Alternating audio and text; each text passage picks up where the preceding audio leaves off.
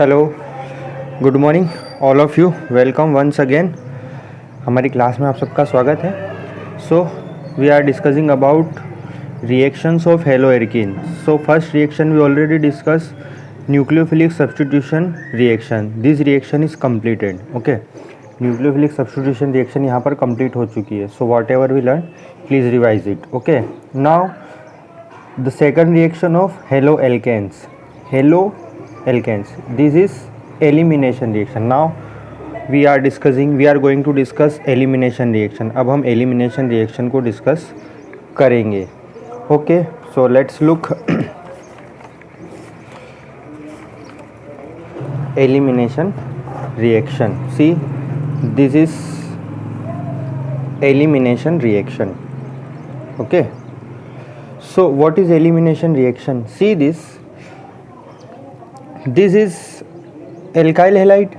So when haloalkanes with beta hydrogen atom, see आप यहाँ पर ये देखें, ये जो कार्बन आपको दिख रहा है, सी दिस कार्बन, ये कार्बन जो है ये, और ये जो हेलोजन जुड़ा हुआ है, ये जो हेलोजन जुड़ा हुआ है, जिस हेलोजन से कार्बन जुड़ा होता है, जिस कार्बन से हेलोजन जुड़ा होता है उसको हम बोलते हैं अल्फ़ा कार्बन, अल्फ़ा। और उसके पास वाले कार्बन को हम बोलते हैं बीटा कार्बन। ओके, तो ये वाला अल्फ़ा कार्बन है, ये वाला बीटा कार्बन है।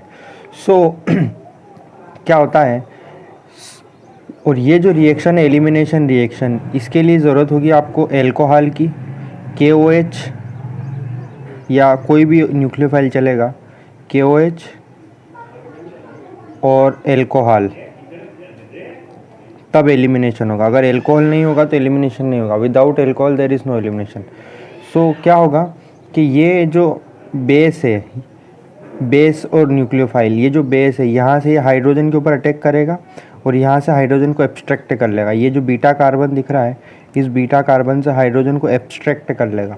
सो यहाँ से ये हाइड्रोजन हट जाएगा और ये जो बॉन्ड आपको दिख रहा है यहाँ पे बॉन्ड, यहाँ इस कार्बन और इस कार्बन के बीच में एक डबल बॉन्ड बन जाएगा। सो यहाँ पर इस कार्बन और इस कार्बन के बीच में डबल बॉन्ड बन जाएगा। यहाँ से हाइड्रोजन चला जाएगा बीटा वाली पोजीशन से, ये जो बीटा कार्बन है इसके ऊपर जो हाइड्रोजन है, ये इस बेस इसको एब्स्ट्रैक्ट कर लेगा, मतलब इसको निकाल लेगा। और ये जो अल्फ़ा है यहाँ से हेलोजन रिमूव हो जाएगा। सो यहाँ से हाइड्रोजन रिमूव होगा, यहाँ से हाइड्रोजन एलिमिनेट होगा और इस जगह से हेलोजन एलिमिनेट होगा और इस कार्बन और इस कार्बन के बीच में एक डबल बॉन्ड बन जाएगा। इसको हम बोलेंगे एलिमिनेशन। यहाँ पर B फॉर बेस और X for leaving group means halogen, fluorine, chlorine और ब्रोमीन। सो ये यहाँ पर एल्कीन बन जाएगा। सो इस रिएक्शन को हम बीटा एलिमिनेशन भी बोलते हैं। क्यों? Because beta hydrogen atom is involve in the elimination, it is often called beta elimination, इसलिए हमने इसको बीटा एलिमिनेशन भी बहुत बोला है। ये बहुत इंपॉर्टेंट रिएक्शन है, आपको इसको याद करना है। ओके, सो एक बार और इसका एग्जांपल देख लीजिए आप। सपोज जैसे कि आपके पास ये हेलाइड है, CH3 CH2 फिर हेलोजन, मान लो यहाँ पर फ्लोरीन, ब्रोमीन है, और आपको ऐसा दे रखा है KOH, दिस इज KOH और यहाँ पे लिखा है C2H5OH। अब देखो ये जो ब्रोमीन ब्रोमीन के पास जिस कार्बन से अटैच है इसको हम बोलते हैं अल्फ़ा और इस वाले को हम बोलेंगे बीटा। तो ये अल्फ़ा पोजीशन से हेलोजन चल जाएगा और यहाँ से ये जो कार्बन है यहाँ पे CH3 है, तो यहाँ से एक हाइड्रोजन रिमूव हो जाओ, इस कार्बन और इस कार्बन के बीच में एक डबल बॉन्ड बन जाएगा। तो यहाँ से ब्रोमीन एलिमिनेट होगा और इस बीटा वाली पोजीशन से हाइड्रोजन एलिमिनेट होगा। तो यहाँ और इस कार्बन के बीच में एक डबल बॉन्ड बनेगा। तो ये बन जाएगा CH2 डबल बॉन्ड CH2। ठीक है, this is our product. So this is the elimination reaction. इसको हम बीटा एलिमिनेशन भी बोलते हैं, क्योंकि बीटा एलिमिनेशन इसलिए बोला जाता है because beta hydrogen atom is involved in elimination, it is often called beta elimination. इसको बीटा एलिमिनेशन भी बोलेंगे। ओके, नेक्स्ट यहाँ पर एक इम्पोर्टेंट टर्म्स है, ये आपको याद ध्यान रखना है। देखो, अगर ये देखो आप, ये आपका प्रोडक्ट है, ये आपका रिएजेंट है, मतलब ये आपका वो है, क्या बोलते हैं, रिएक्टेंट है। ठीक है, ये आपका रिएक्टेंट है। ओके,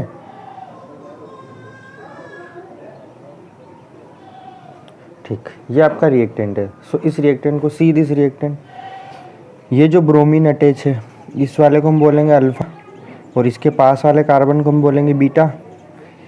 ये अल्फ़ा है, इसके पास वाला इधर वाला भी बीटा होगा, ये दोनों बीटा होंगे। अल्फ़ा के पास जितने भी कार्बन होंगे वो सब बीटा कहलाएंगे। तो देखो, ये एक हाइड्रोजन यहाँ से रिमूव हो सकता है और एक बार हाइड्रोजन यहाँ से रिमूव हो सकता है, दोनों पॉसिबिलिटी है। मतलब यहाँ पे इस कार्बन और इस कार्बन के बीच में डबल बॉन्ड बन सकता है यहाँ पे, और इस कार्बन और इस कार्बन के बीच में भी डबल बॉन्ड बन सकता है। अल्फ़ा बीटा के बीच में डबल बॉन्ड बनेगा, so there is formation of double bond between alpha and beta. तो यहाँ पे एक डबल बॉन्ड बन सकता है, यहाँ पे एक डबल बॉन्ड बन सकता है। सो दो पॉसिबिलिटी है यहाँ पर। तो अब हमारा, अब देखो दो पॉसिबिलिटी है तो 90% ये बनता है और 81% ये बनता है। This is our major product, major product, ये हमारा मेजर प्रोडक्ट होगा 81%, और ये हमारा माइनर होगा। मतलब ये कम क्वांटिटी में बनेगा ये वाला, और ये ज़्यादा क्वांटिटी में बनेगा। तो ऐसा क्यों? सो सी दिस, इसके लिए आपको एक से ज़्यादा एल्किन बन सकते हैं। ये एल्किन है डबल बॉन्ड वाला, this is alkene, this is alkene. So double bond यहाँ भी बन सकता है। अगर डबल बॉन्ड यहाँ बनता है तो ये यहाँ बनेगा, ये वाला प्रोडक्ट बनेगा। अगर डबल बॉन्ड इस तरफ बनता है तो ये वाला प्रोडक्ट बनेगा। अब इसमें एक मेजर प्रोडक्ट है, एक माइनर प्रोडक्ट। तो आपसे मेजर प्रोडक्ट पूछा जाएगा तो मेजर प्रोडक्ट कौन सा होगा? तो मेजर प्रोडक्ट बताने के लिए आपको एक रूल का ध्यान रखना पड़ेगा। वो रूल ये है, see this, this is the rule. ये इस रूल में क्या कहता है, ये अलेक्जेंडर जेटसेव ने बनाया था, आल्सो प्रोनाउंस्ड सेटजेफ, इसको सेटजेफ भी बोला जाता है। Who in 1975 formulated a rule which can be summarised as, इसको हम इस तरह से समराइज कर सकते हैं। ये जो रिएक्शन है इसको डीहाइड्रो हेलोजिनेशन रिएक्शन भी बोलते हैं। डीहाइड्रो, डी मतलब रिमूव होना और हाइड्रो मीन्स हाइड्रोजन का और हेलोजन का। तो डी मतलब रिमूव होना, हाइड्रोजन और हेलोजन का, इसलिए इसको डीहाइड्रो हेलोजिनेशन रिएक्शन भी बोला गया है। So the preferred product is that alkene, वो एल्किन मेजर प्रोडक्ट होगा, प्रीफर प्रोडक्ट होगा which has the greater number of alkyl group, जिसमें ज़्यादा नंबर ऑफ एल्काइल ग्रुप्स होंगे attach to the doubly bonded carbon atom. अब आप इन दोनों product को देखो। सबसे पहले इस प्रोडक्ट को देखो, ये डबल बॉन्ड है, इस डबल बॉन्ड के इस तरफ तो हाइड्रोजन है, ये एल्काइल नहीं है हाइड्रोजन, इसको छोड़ो। इधर देखो, इस कार्बन के पास में ये एक एल्काइल ग्रुप है पूरा, CH2 CH2 CH3, ये एक एल्काइल ग्रुप है। यहाँ पर एक सिंगल एल्काइल ग्रुप है। अब इस वाले प्रोडक्ट को देखो आप, इस डबल बॉन्ड को देखो, इधर एक एल्काइल ग्रुप है इस डबल बॉन्ड के पास में, और एक इस तरफ है, दो एल्काइल ग्रुप प्रेजेंट है। तो one alkyl group present here and one alkyl group present here. So two alkyl groups are present. तो जितने ज़्यादा एल्काइल ग्रुप प्रेजेंट होंगे वो मेजर प्रोडक्ट कहलाएगा। तो यहाँ पर दो एल्काइल ग्रुप प्रेजेंट है, इसलिए ये मेजर प्रोडक्ट है and it is formed in 81% in quantity, इसलिए यहाँ पे 81% क्वांटिटी में बनने वाला है। सो यही ये कहता है Saytzeff rule, alkene which has the greater number of alkyl group, वो एल्किन बनेगा। ये एल्किन ही है डबल बॉन्ड वाला। The preferred product is that alkene which has the greater number of alkyl attach to the doubly bonded carbon atom, वो alkene major product होगा जिसमें greater number of alkyl groups attached होंगे। Okay, now see, ये एक important point लिखा है यहाँ पर, एलिमिनेशन वर्सेस सब्सटीट्यूशन। अब देखो, एलिमिनेशन, जब एल्काइल हैलाइड रिएक्शन करते हैं तो एलिमिनेशन भी हो सकता है और सब्सटीट्यूशन भी हो सकता है। सो ये कब डिसाइड करेगा कि हमको कब एल्किन बनाना है और कब हमको एलिमिनेट करना है और कब सब्सटीट्यूशन करवाना है। ये पैराग्राफ आप इसको पढ़ेंगे ध्यान से। सो ये डिपेंड करता है किसके ऊपर, एल्काइल हैलाइड के ऊपर डिपेंड करेगा, strength and size of base and nucleophile. अब आप देखो, सो मैंने आपको बताया था कि SN1 और SN2 कब होगा। तो देखो, आप देखो, a primary alkyl halide will prefer SN2 mechanism. अगर आपका 1 डिग्री एल्काइल हैलाइड है, प्राइमरी एल्काइल हैलाइड है, तो SN2 रिएक्शन फॉलो होगा। ये सेकेंडरी हैलाइड SN2 और एलिमिनेशन, अगर सेकेंडरी हैलाइड है तो SN2 होगा या एलिमिनेशन होगा, depending upon the strength of base. Base की स्ट्रेंथ के ऊपर डिपेंड करेगा वो। And A tertiary halide SN1 और एलिमिनेशन, तो अगर 3 डिग्री हैलाइड है तो SN1 हो सकता है या फिर एलिमिनेशन होता है। वो डिपेंड करेगा स्टेबिलिटी ऑफ कार्बोकेटायन। कार्बोकेटाइन कितना स्टेबल है, और the more the substituted alkene, और जिसमें ज़्यादा सब्स्टिट्यूशन होगा। अब ये आप ये एक डायग्राम देखो, बहुत ही अच्छा डायग्राम है यहाँ पर, ये आपको सब्स्टिट्यूशन वर्सेस एलिमिनेशन होने में मदद करेगा।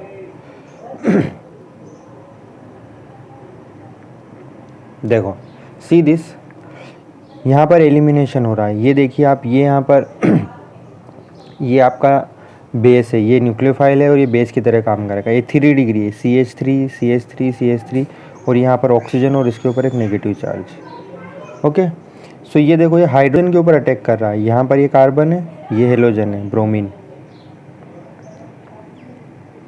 ये हेलोजन है। तो देखो ये यहाँ पर हाइड्रोजन के ऊपर अटैक कर रहा है, ये वाले बॉन्ड यहाँ पे डबल बॉन्ड बन जाएगा इस कार्बन और इस कार्बन के बीच में। ये अल्फा कार्बन है, ये बीटा कार्बन है, तो यहाँ पर एलिमिनेशन हो रहा है। तो देखो ये जो न्यूक्लियोफाइल है, ये इस कार्बन के ऊपर पॉजिटिव चार्ज है, इसने यहाँ अटैक ना करके यहाँ अटैक किया है। क्यों? क्योंकि इसको देखो, ये बल्कि है, ये बल्कि ग्रुप है, ये न्यूक्लियोफाइल की तरह काम नहीं करेगा। बेस क्या होता है? बेस हम उसको बोलते हैं जो हाइड्रोजन के ऊपर अटैक करे, बेस उसको बोला जाता है जो हाइड्रोजन के ऊपर अटैक करे। और न्यूक्लियोफाइल किसको बोला जाता है? न्यूक्लियोफाइल उसको बोलते हैं जो कार्बन के ऊपर अटैक करे। ये कार्बन है, देखो ये कार्बन है, इसके ऊपर पॉजिटिव चार्ज है, इसके ऊपर पार्शियल नेगेटिव चार्ज है, ये ब्रोमीन है यहाँ पर। सो सी, ये यहाँ पर ये न्यूक्लियोफाइल है, ये कार्बन के ऊपर अटैक करेगा और यहाँ पर सब्स्टिट्यूशन रिएक्शन होगी। जब मतलब वो न्यूक्लियोफाइल कार्बन के ऊपर अटैक करता है तो सब्स्टिट्यूशन होगा। अगर वो हाइड्रोजन के ऊपर अटैक करता है, एब्स्ट्रैक्ट करता है, तो वहाँ पर एलिमिनेशन होगा। सो देखो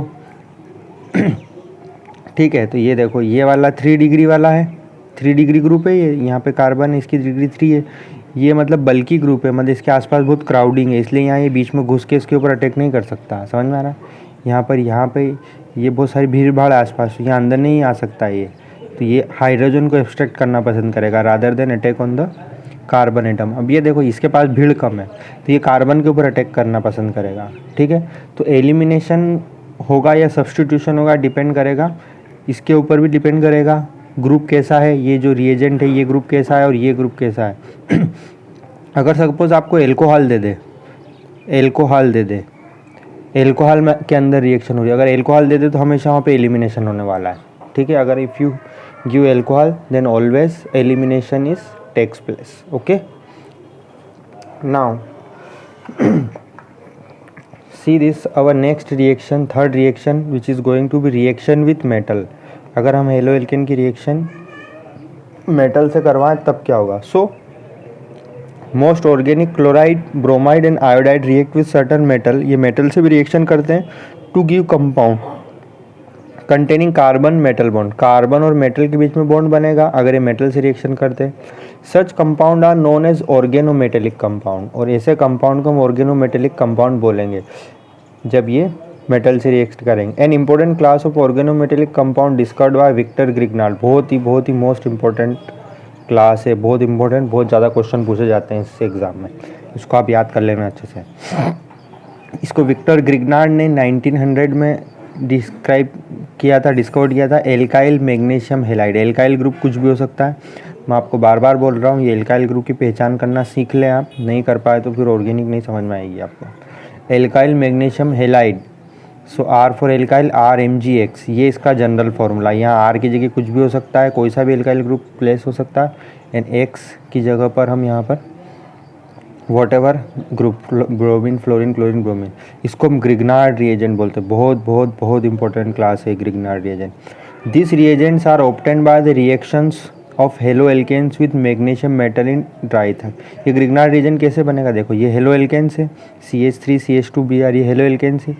it reacts with magnesium in the presence of dry ether. ये ड्राई ईथर यहाँ पर सॉल्वेंट की तरह काम करेगा।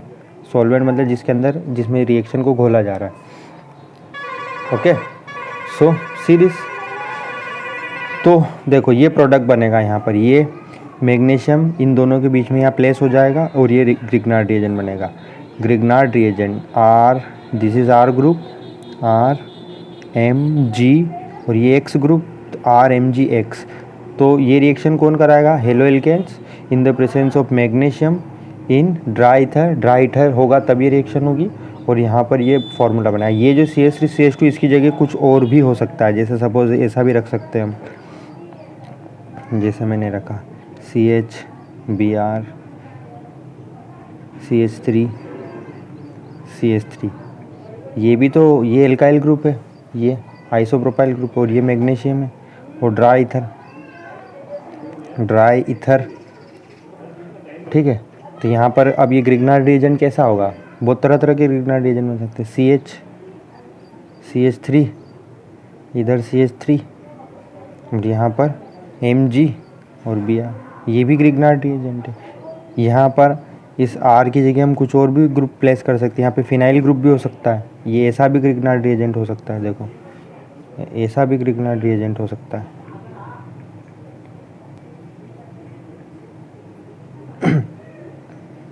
This is also Grignard reagent, ये भी ग्रिग्नार्ड रिएजेंट, इस R की जगह ये भी प्लेस हो सकता है, कुछ भी हो सकता है। Okay, so next some general more information about Grignard reagent. See, this is the general formula of Grignard reagent. See, this is metal. So magnesium ये एल्काली मेटल है, और एल्काली मैग्नीशियम इनकी इलेक्ट्रोनेगेटिविटी कम होती है, सो इसके ऊपर यहाँ पर पार्शियल पॉजिटिव चार्ज आएगा। हेलोजन जिसकी इलेक्ट्रोनेगेटिविटी ज़्यादा होती है, इसके ऊपर पार्शियल नेगेटिव चार्ज आएगा। सो मेटल और कार्बन, यहाँ पे R मीन्स कार्बन से अटैच होगा, इसके ऊपर पार्शियल नेगेटिव चार्ज होगा। तो देखो ये पॉजिटिव चार्ज मैग्नीशियम के ऊपर, इसके ऊपर partial negative. So carbon magnesium, ये जो R और Mg है, मतलब यहाँ पे कार्बन और मैग्नीशियम है, ये जो बॉन्ड है ये कोवेलेंट है, मतलब हाईली पोलर इन नेचर है, with carbon pulling electron from electropositive magnesium. Carbon electron को खींच रहा है, ये जो R ग्रुप है इलेक्ट्रॉन को खींचेगा, और ये जो मैग्नीशियम और हेलोजन के बीच का बॉन्ड है ये आयनिक बॉन्ड होता है। ये आप पॉइंट ध्यान रखें, इन दोनों के बीच में बॉन्ड कोवेलेंट है, और इसके बीच में बॉन्ड आयनिक है। अब ये मैंने इंपॉर्टेंटली यहाँ पर हाईलाइट कर रखा है। Grignard reagents are highly reactive. Grignard reagents कैसा होता है, बहुत ज़्यादा रिएक्टिव होता है, and react with any source of proton to give hydrocarbon. कोई भी अगर इसको प्रोटोन दे दे, proton means H+, proton means क्या, H+। Okay, what is the meaning of proton means H+। कोई भी इसको अगर H+ दे दे, Grignard reagents are highly reactive and बहुत ज़्यादा रिएक्टिव होता है, and any source of proton. अगर कोई भी इसको प्रोटोन देगा तो उससे रिएक्शन करेगा, इवन वाटर के साथ भी रिएक्शन कर लेता है, एल्कोहल से रिएक्शन करेगा। एमीन्स आर सफिशिएंटली एसिडिक, मतलब इतने एसिडिक होते हैं to convert them to corresponding hydrocarbon. मतलब ये इन तीनों से या किसी से भी रिएक्शन कर लेगा जो इसको प्रोटोन देगा, और हाइड्रोकार्बन में बदल जाएगा। ये R इससे H+ ले लेगा, RH बन जाएगा, और ये Mgx और H वाटर को हम ऐसे देखते हैं ना, H+ और OH-, तो ये H+ इस R के पास चल जाएगा और OH इसके Mg के पास आ जाएगा। ठीक है, तो ग्रिग्नार्ड रिएजेंट को यूज़ करने से पहले यू हैव टू बहुत ज़्यादा सावधान रखनी पड़ेगी। कैसे, necessary to avoid even trace of moisture, मतलब अगर इसको आप हवा में भी खुला नहीं छोड़ सकते। अगर आप हवा में इसको खुला रखा तो ये वाटर मॉइस्चर से रिएक्शन कर लेगा और ख़राब हो जाएगा। So on the other hand this could be considered as one of the method for converting halide to hydrocarbon. ये भी एक इम्पोर्टेंट पॉइंट है। आप हेलाइट को आप हाइड्रोकार्बन में इस मेथड से कन्वर्ट कर सकते हो। This is another important reaction, Wurtz reaction. Alkyl halides, ये एल्काइल हेलाइड है RH, ये रिएक्शन करेगा विद सोडियम से इन the presence of dry ether, और ये दो मॉलिक्यूल की ज़रूरत पड़ेगी, 2 मोल। सो R और R के बीच में बॉन्ड बन जाएगा और NaX बन जाएगा। ये Na और X के बीच में बॉन्ड बनेगा और R और R के बीच में बॉन्ड बनेगा, तो यहाँ पर क्या बन जाएगा, दिस इज हाइड्रोकार्बन। तो ये R कुछ भी हो सकता है, एनी ग्रुप। ओके, सो और इज एनी ग्रुप। ठीक है, देखो मैं आपको एक रिएक्शन करके बताता हूँ। जैसे सपोज आपको ऐसा दे रखा है CH3 CH2 और यहाँ पर ब्रोमीन, आपको ऐसा दिया हुआ है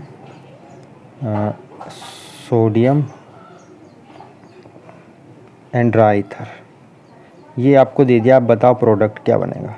दिस इज़ एल्काइल हैलाइड, तो यहाँ पर देखो सोडियम इन ये एल्काइल हैलाइड, तो यहाँ पर 2 मॉलिक्यूल होंगे, तो CH3 ये दोनों आपस में कनेक्ट हो जाएंगे। ये 2 बार है, इसको 2 बार लिख लो, है ना। तो क्या हो जाएगा, Na और Br बन जाएगा, NaBr। ये तो हमारा लिखने की ज़रूरत नहीं, ये नहीं भी लिखोगे चलेगा, ये इंपॉर्टेंट चीज़ है। तो CH2, CH3 CH2 के बीच में बॉन्ड बनेगा तो ये डबल हो जाएगा CH3 CH3। ये हमारा एक मेजर प्रोडक्ट होगा। ये हमारा R ग्रुप है और R के बीच में बॉन्ड बनेगा तो 2 R ग्रुप आपस में अटैच हो जाएंगे, 2 एल्काइल ग्रुप अटैच हो जाएंगे। So this is our final product. एक और रिएक्शन करके बताता हूँ आपको, देखो ज़रा,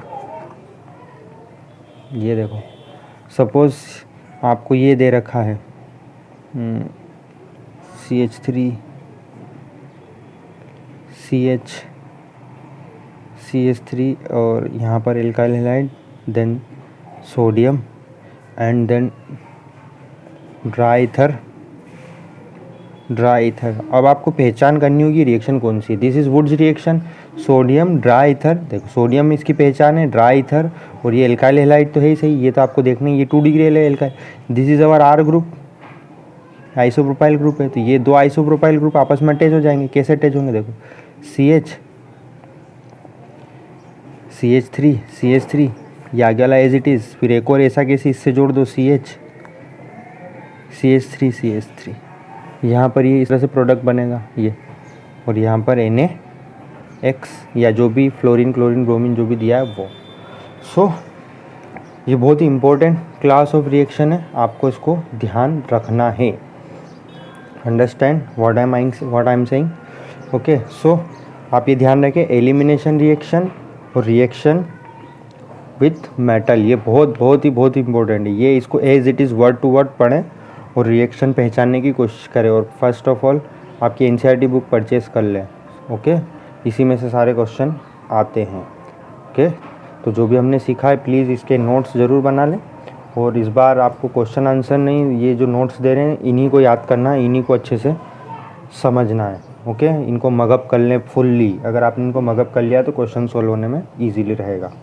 okay, so what ever you learn please remember it, revise it, पढ़ें, कोशिश करें, नहीं तो ऑर्गेनिक केमिस्ट्री सर के ऊपर से जाने वाली है। ओके, पढ़ें प्लीज़, अच्छे से पढ़ें, जितनी प्रैक्टिस करोगे उतना ज़्यादा समझ में आएगा। Okay, thank you, bye bye.